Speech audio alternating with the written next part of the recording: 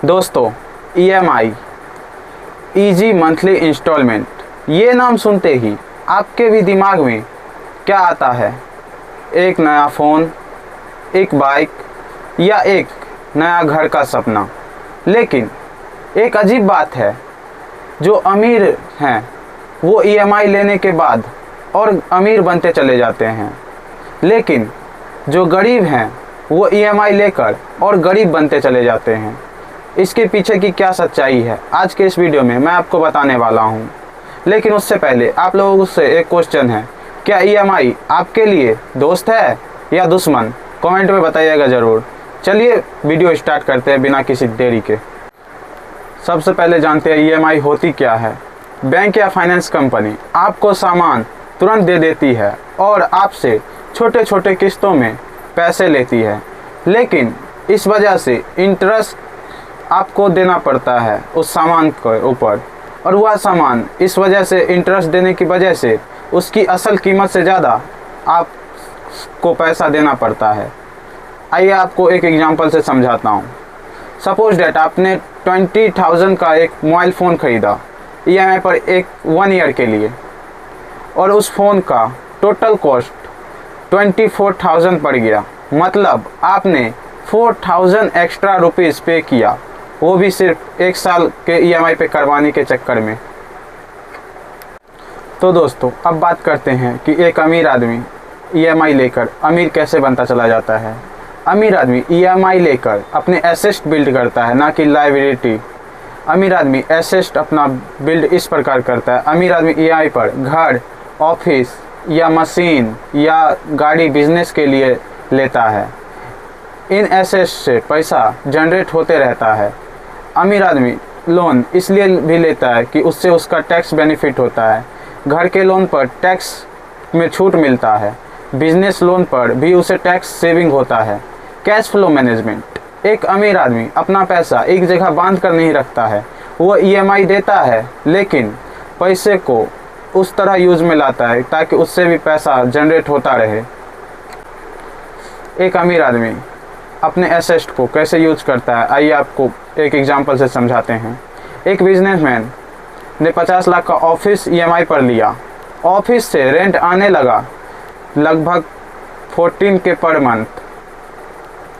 Rent में से EMI minus हो जाएगा और जो एक्स्ट्रा बच गया वो उसका प्रॉफिट हो जाएगा। इस तरह एक अमीर आदमी या एक बिजनेसमैन अपने वो ईएमआई लेकर और अमीर बनता चला जाता है। लेकिन इसी जगह पे अब बात करते हैं गरीब ईएमआई में फंस क्यों जाते हैं। अब बात करते हैं एक गरीब आदमी अपने लिए ईएमआई पर क्या क्या लेता है। वो ईएमआई पे हमेशा लायबिलिटी परचेस करता है, जैसे कि mobile, bike and TV and fridge. ये पैसा कमाने का टूल नहीं है, बल्कि पैसा खर्च करवाते हैं। गरीब लोग हाई इंटरेस्ट ट्रैप में भी फंस जाते हैं, क्योंकि कस्टमर लोन और क्रेडिट कार्ड ईएमआई पर 20 से 30% तक का हाई इंटरेस्ट लगता है। इनकम वर्सेस ईएमआई, गरीब लोगों की सैलरी फिक्स होती है। एक छोटी सी ईएमआई से भी उनका मंथली बजट हिल जाता है, जिसके कारण उन्हें और भी अलग से भी लोन लेना पड़ता है मैनेज करने के लिए। आइए आपको एक एग्जांपल से समझाते हैं। सपोज डैट एक गरीब आदमी की सैलरी 12,000 पर मंथ है। उसमें से वो अपनी बाइक के लिए ईएमआई 3,000 रुपया दे देता है। अब बचा 9,000 रुपया। अब उसमें घर चलाना बहुत ही मुश्किल होता है, स्ट्रेस बढ़ गया और लोन लेना पड़ता है। ये एक गरीब आदमी के लिए ट्रैप बन जाता है। ऐसे ही करते करते वो उनके ऊपर बहुत सारा लोन हो जाता है। तो दोस्तों, आप लोगों को एक कहानी के जरिए मैं आपको समझाने की कोशिश करता हूँ अमीर के माइंडसेट में और गरीब के माइंडसेट में ईएमआई को लेकर क्या डिफरेंस होता है। सो दोस्तों, 2 दोस्त थे, रोहित और सोहन। रोहित बहुत ही अमीर आदमी था और वो बिजनेसमैन था, उसका माइंड बिजनेस माइंडेड था। और वहीं पे सोहन एक गरीब घर से था, जो कि एक 12 या 13 हज़ार की सैलरी पे काम करता था। अमीर जो था रोहित, उसने ईएमआई पर उसने ट्रक लिया। ट्रक की ईएमआई उसको मंथली पड़ती थी 20,000 की।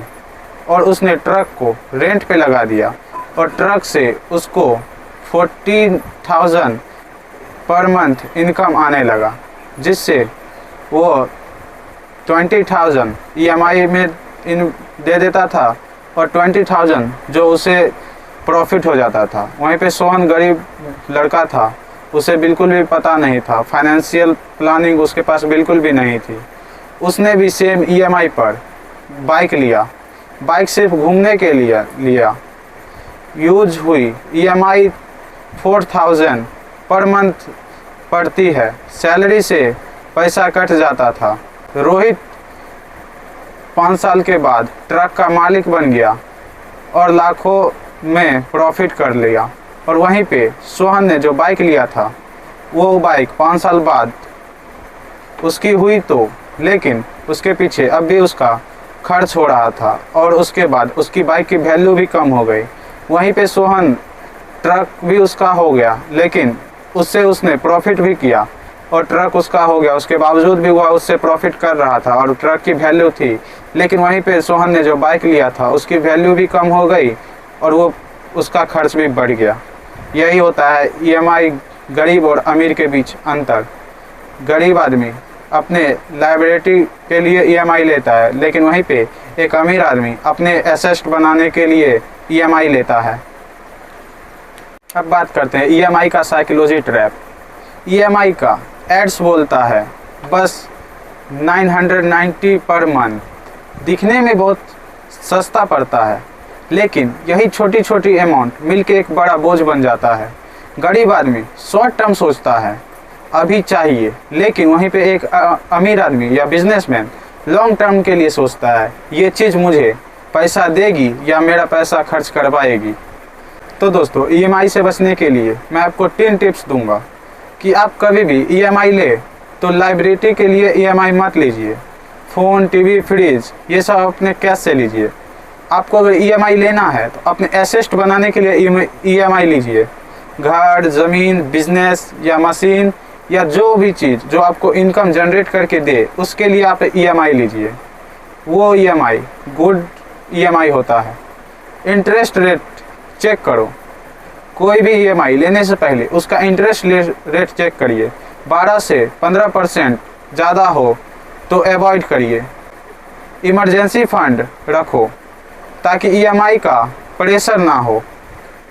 ये कुछ टिप्स से जो आपको। तो दोस्तों, आपसे कुछ सवाल था, क्या आपने कभी EMI लिया है और EMI लेने के बाद उस EMI ने आपकी ज़िंदगी को आसान बनाया है या मुश्किल? आपके हिसाब से EMI दोस्त है या दुश्मन? कमेंट में ज़रूर बताइए। तो दोस्तों, मैं आपको फिर से याद दिला दूं कि अमीर एसेट के लिए EMI लेता है और गरीब लाइबिलिटी के लिए EMI लेता है, और गरीब होता ही चला जाता है और अमीर एसेट के लिए EMI लेता है, जिससे वह और अमीर बनता चला जाता है।